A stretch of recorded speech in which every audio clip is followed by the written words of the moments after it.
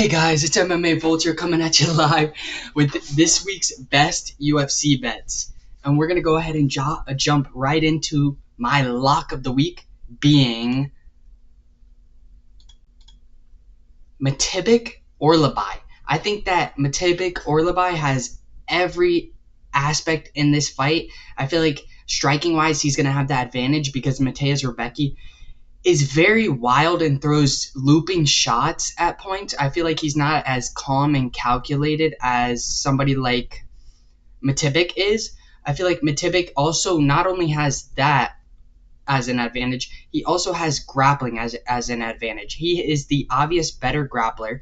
He will maintain control of you when he gets you down to the ground. He's got strong takedowns. Not only that, he knows how to advance positions very, very well. And I feel like somebody like Rebecki is going to have a lot of trouble in the grappling department against Orlabai, who is going to be the stronger fighter as well. I feel like he has the strength advantage. I feel like he has a grappling advantage. I feel like in the striking department, he's the more slicker, more technical fighter on the feet, which is why I am going with him as my lock. I really feel like he can get the better of Rebecki, who does have heavy hands. He's got the one-punch knockout power, but again, he fails to put himself in positions to use it to his best abilities, and somebody like Orlabai can take complete control of him, mix in the level changes to take him down to the ground and maintain control of him. I don't see Rebecki being able to burst back to his feet against somebody like Orlabai, who has great grappling and knows how to keep you down, make you uncomfortable, overwhelm you, and just absolutely beat the crap out of you. Give me Orlabai to beat Rebecki, which is why I have him as my lock.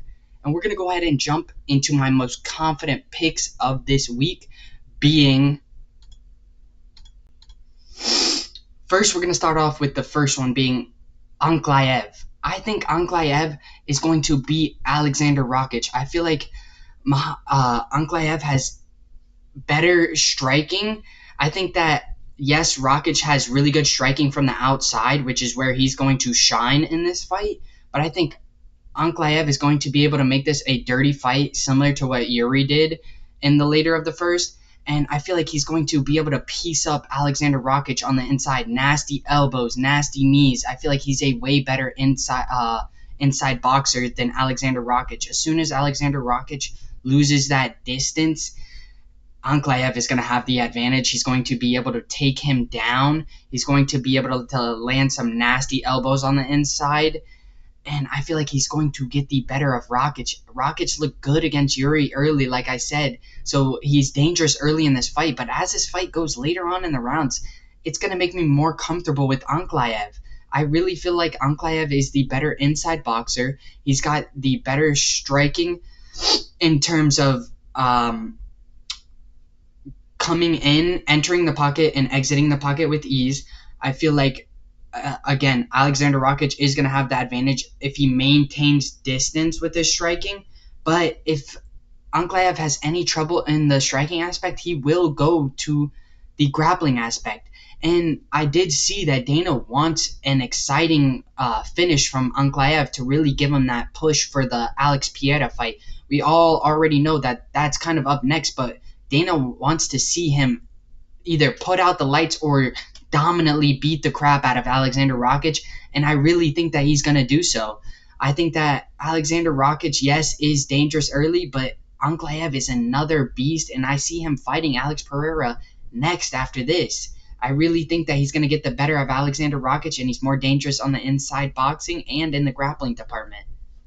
And let's move to my next confident pick in Khamzat Chimaev. I feel confident picking Khamzat Chimaev because I went back, watched a little bit of Robert Whittaker's fights, and I feel like he's definitely going to have the grappling advantage. He's going to be able to take down Robert Whittaker fairly easy. I feel like, yes, Robert Whittaker is a good striker, a dangerous striker, a precise striker. Yes, he's going to be dangerous on the feet, but let's not forget, Khamzat has been up against some dangerous, powerful strikers in Gilbert Burns, Kamaru Usman. He's been up against a lot of hard-punching people, so I don't think this is going to change anything. I think Khamzat Chimaev is going to beat Robert Whittaker. He's going to take him down to the ground. Obviously, there's a little bit worry as to his gas tank, but I feel like he's still going to fare well. Maybe come fourth, fifth round, we start being a little bit hesitant towards Chimaev, but I still think that earlier rounds he's super dangerous. I think he could find the submission on Robert Whittaker, to be honest. I think he's going to be able to take down Robert Whittaker with ease, maintain control of him. I think could find the submission on Robert Whittaker. I really do. And I like the over in this fight too. Over 1.5 sitting at a negative 210. I get both sides are dangerous, but I really see Hamzat taking Robert Whittaker down the first round to kind of tire him out, weaken him, not let that power of Robert Whittaker kind of be a factor. So that's really why I see this going over as well. I feel like Hamzat is going to take him down, ground and pound him, maintain control of him, and beat him. I could see a submission happening as well as Robert Whittaker gets a little bit more tired and drained. And let's move along to my next confident pick in Basharat. I think Farid Basharat is definitely going to beat Victor Hugo. I really do. I think this definitely ends inside the distance. I think Farid Basharat is the more well-rounded fighter in terms of grappling, in terms of striking. I feel like he's got everything checked in terms of every aspect is what I'm trying to say. I feel like he's going to go out there and absolutely dominate Victor Hugo. Piece him up, mix in those takedowns, mix in body shots as well, mix in those kicks that he has. I feel like Farid Basharat is definitely somebody that I'm going to be adding in some of my parlays. And definitely going to be excited to see him fight this Saturday. I really feel like he's a lock in this against Victor Hugo. I didn't want to lock him though because I'll kind of try to lean towards a little bit closer odds in terms of the lock. So I went with Orlabai, who I really feel is a very confident pick and basically a lock because Rebecca is very, very wild. But let's get back to Farid Basharat. I think he's going to beat the crap out of Victor Hugo, mix in those legs, mix in those body shots, mix in those takedowns, get the better of Victor Hugo, piece him up. I really see him ending it inside the distance. I think that he is just too much for somebody like Victor Hugo, and we're going to see this Saturday. And for my next confident pick, I have Shada Bullet, the over in that fight.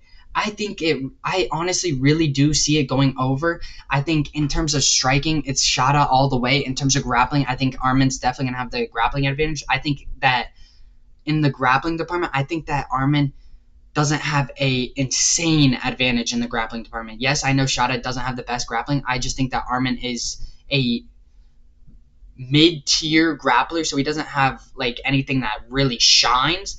But Shada, again, isn't the best grappler either. I think in terms of grappling, it's going to be a lot closer than we want. But in terms of striking, I think Shada is the better striker. I think he's the more technical striker. I think that he's going to find and pick apart Armin Petrosian.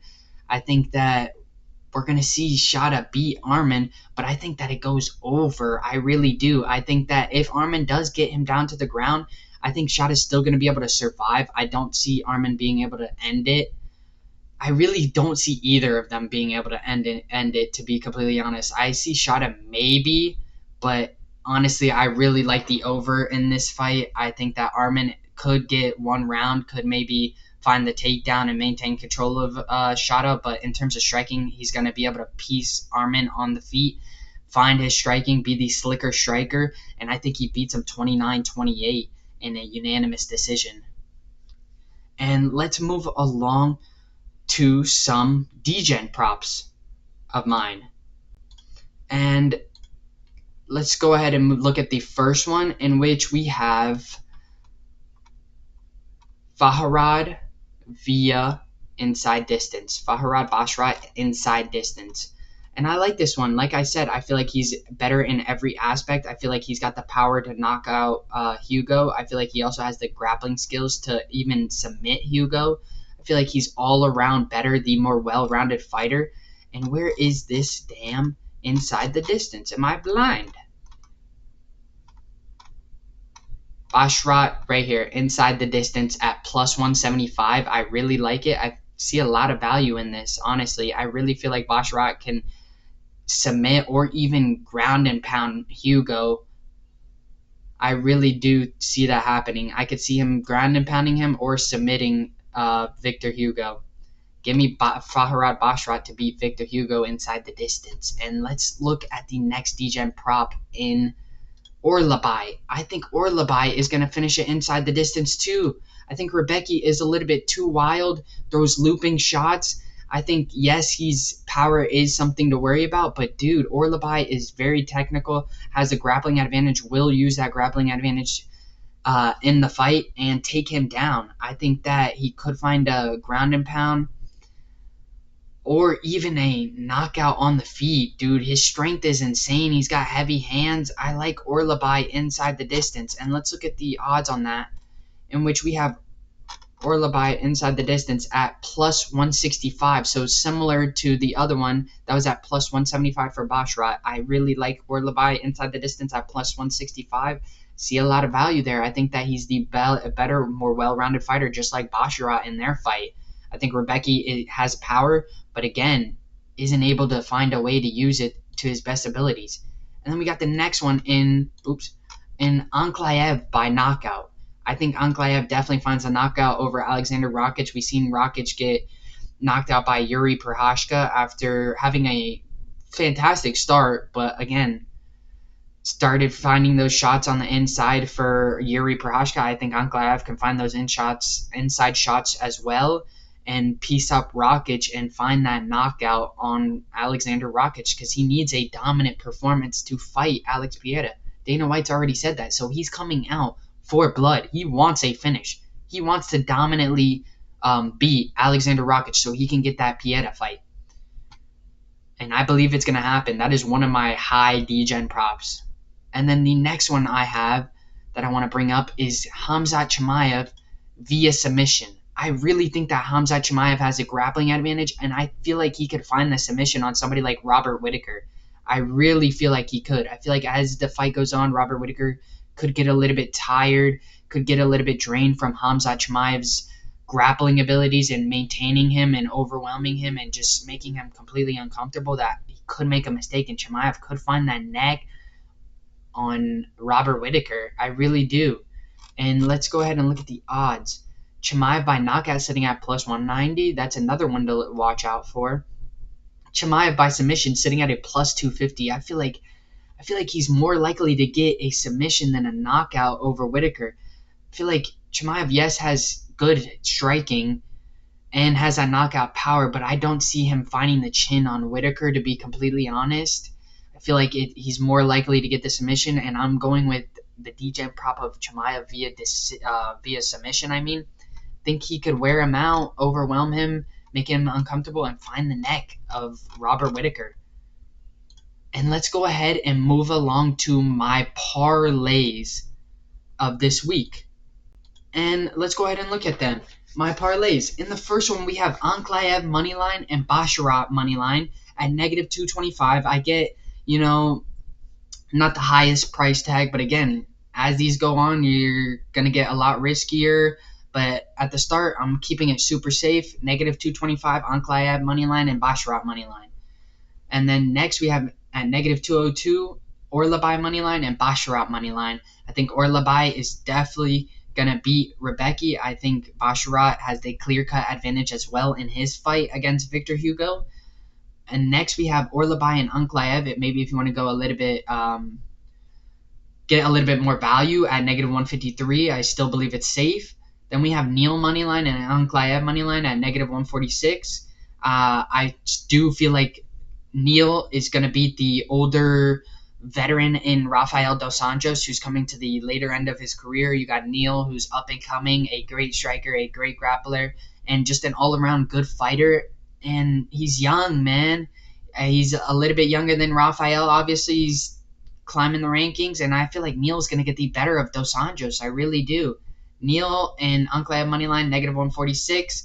Neal moneyline and Chimaev moneyline at negative 114. Like I said, I do think Chimaev is going to find the win on Robert Whittaker.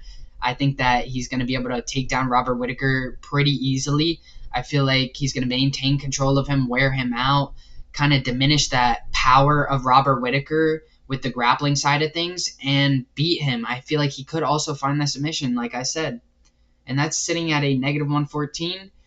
And let's get into some plus money at Basharat moneyline, Orlabai moneyline, Chimaev moneyline at plus 110. I feel like that's a very safe route. I really do. I feel safe with that one, and I like it at plus 110. And now let's get into a little bit higher plus money at Orlabai moneyline, Anklaev moneyline, over 1.5 in the Chimaev fight at plus 140. I like that. I feel like it's very live. I feel like over 1.5 is very live in the Chimaev fight. I think, like I said, Chimaev is going to take down Robert Whittaker in that first round, kind of diminish that power of his, maintain him on the ground, and just make him uncomfortable. Now we got another plus money at plus 166 with Neal moneyline, Murphy moneyline, and over 1.5 in the Chimaev fight. I like this. I like Murphy moneyline. I think he beats Dan Ige. I think it's going to be a close brawl between these two. I really do see it being a little bit closer. And then I have Neal moneyline, and like I said, I feel like Neal beats the older Rafael Dos Anjos, who's on the end of his career. And let's go ahead and throw it to a little bit riskier of one at plus 290 with Neal moneyline over 2.5 Magomedov fight, which is the Anklaev fight, I think, or not Anklaev. Oh my gosh, that was bad. The Shada fight. Definitely not the Anklaev fight. Over 2.5 is crazy. Over 2.5 in the Shada fight.